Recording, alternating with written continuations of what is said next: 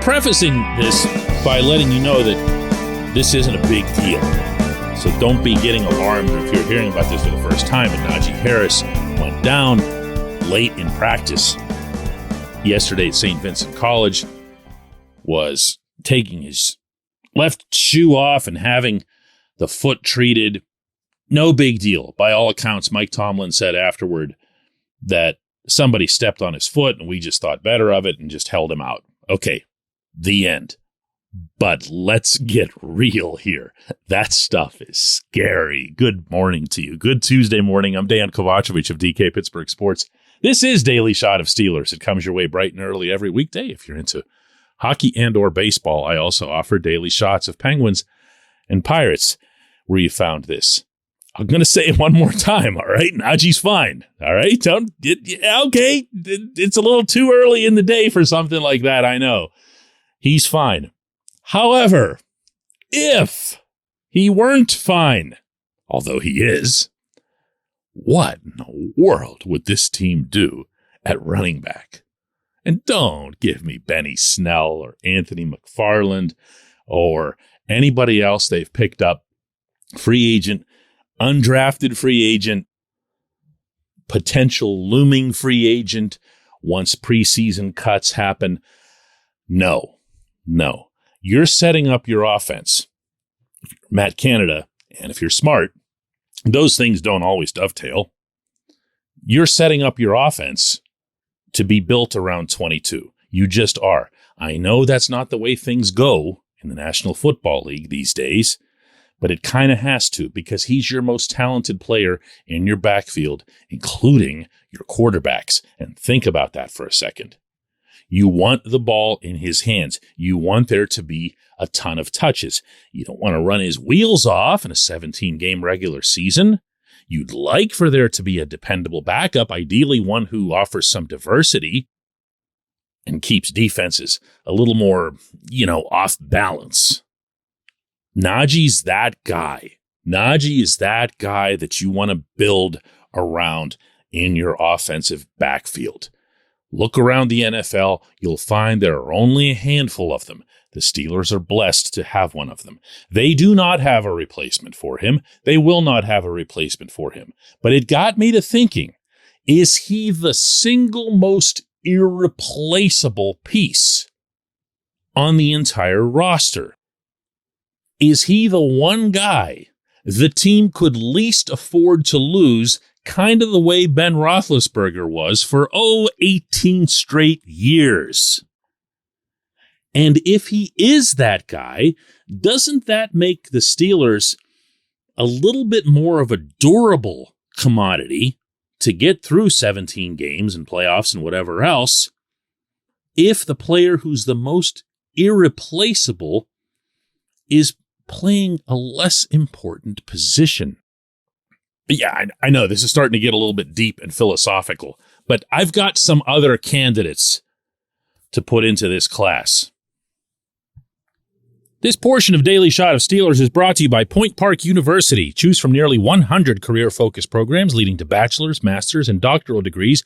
Choose when and how you'd prefer to do that studying, whether it's at Point Park's gorgeous downtown Pittsburgh campus, whether it's online, maybe a flexible hybrid format would work best for you. Find out more about all of this at pointpark.edu. Logic would seem to dictate that your most irreplaceable player would also be your best player. Your best player on this roster, of course, is TJ Watt.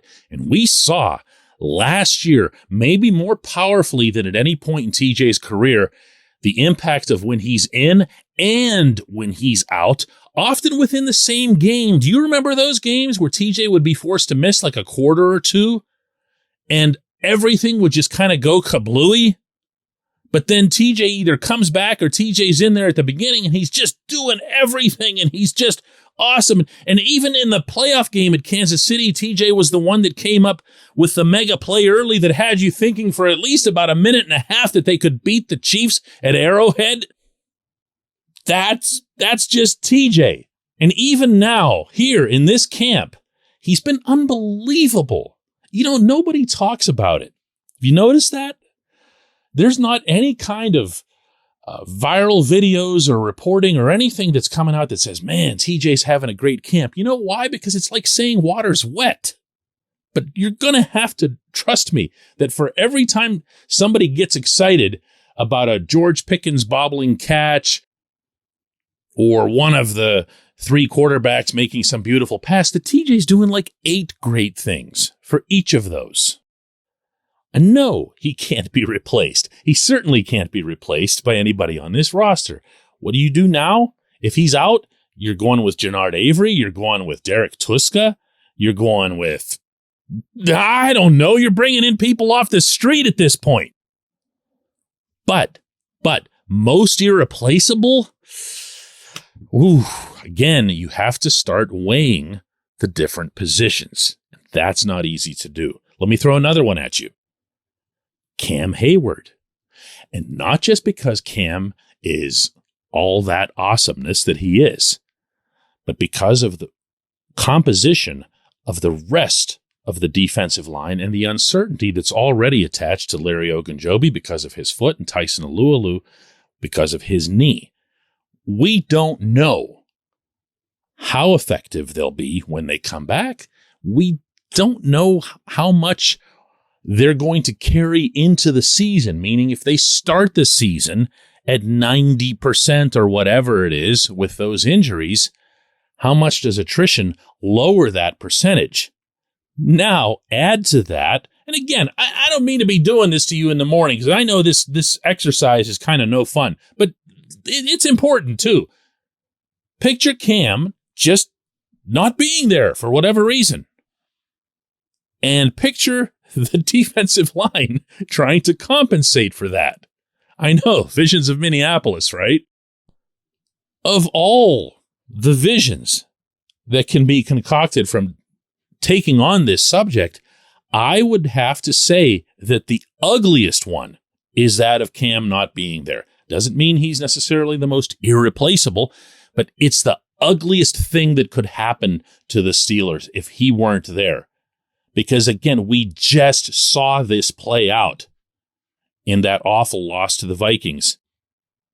There's nothing in football that's more emasculating. And if you don't know what that term means, go look it up. There's nothing that's more emasculating than having a team just run the ball right down your gut the way the Vikings did that night, the way the Jaguars did in that playoff game. Remember that a few years ago? Leonard Fournette at Heinz Field, just boom, boom, boom, boom, and you're powerless to stop it. You're just like nothing. Everything else that you work on doesn't matter. It all gets blown up. Even your offense gets blown up because the offense can't get onto the field. So you know what? I think just in the course of this segment, I have convinced myself that it's Cam. Cam is the most irreplaceable member of this Pittsburgh Steelers football team. When we come back, J1Q.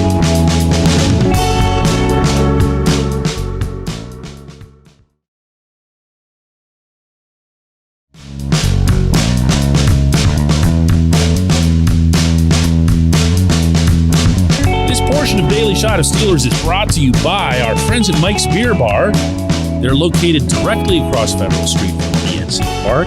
They are the one, the only, the premier destination in Pittsburgh for craft beer. More than 500 craft beers available, more than 350 of those local, and more than 80 of those on tap.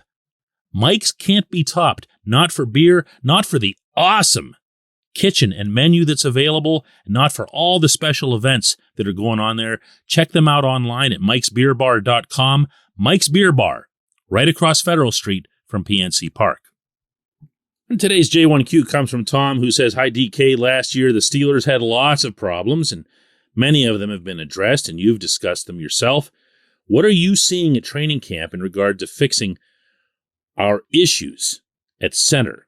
Does it appear that there's improvement, or is it too early to tell?" Tom, the easy, lazy answer that I can offer you is that it's too early to tell because they haven't even gotten into game situations. You can watch the offensive line's performance at 7 shots or 11 on 11 and say, hey, that looks like it was this or like it was that.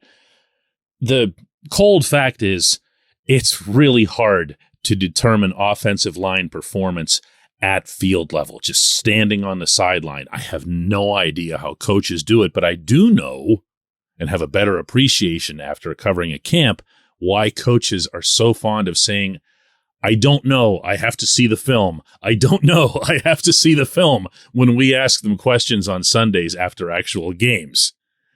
Mason Cole is your center.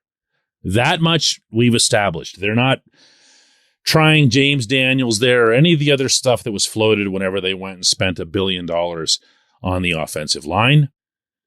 They're also mercifully not going to be screwing around with any kind of sequel related to Kendrick Green. And Green himself has acknowledged publicly, no less, that he didn't even like playing center. And if that doesn't get you disqualified from the position, I don't know what could. You want to know how I analyze the offensive line in a camp setting? I walk up to Craig Wolfley and I say, Wolf, who you like? And that's about it. Because Wolf, it's all he watches. It's crazy. Like, you can ask him about this guy or that guy at some other position, and he's going like, I don't know, what do you want to know about everyone from left tackle to right tackle? It's what he does. It's who he is. He watches these guys like a hawk. The other day in Latrobe, I was sitting on a grass hill over behind one of the end zones, just chilling for no reason. And there's some drills going on, and Wolf just walks right out onto the field. Got to share this with you. Wolf just like strolls out there like it's nothing. He goes out to about the 10-yard line. Part of the whole Steelers family environment that you hear a lot about. Wolf's been around for 40 years with this franchise on an everyday basis.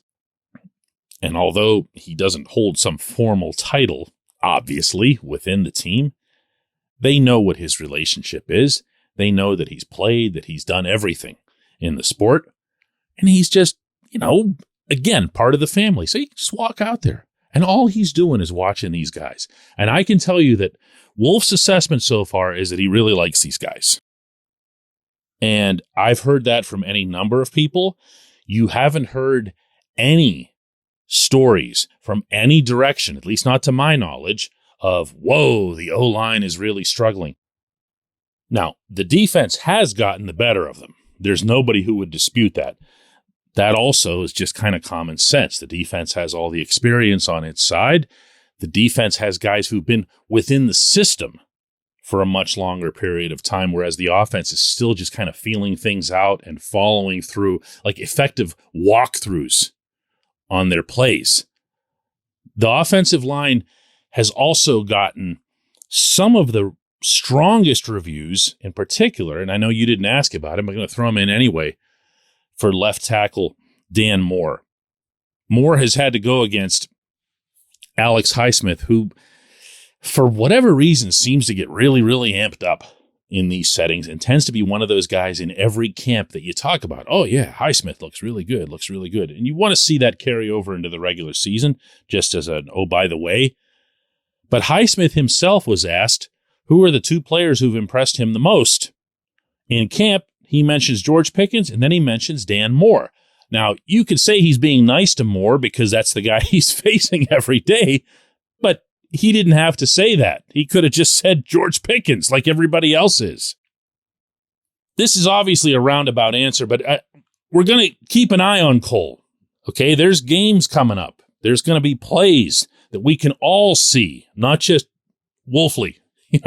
We're all going to be able to look and break things down and say, how are these guys looking? It should be very much a focal point of the early preseason games. I appreciate the question. I appreciate everyone listening to Daily Shot of Steelers. We'll do another one of these tomorrow.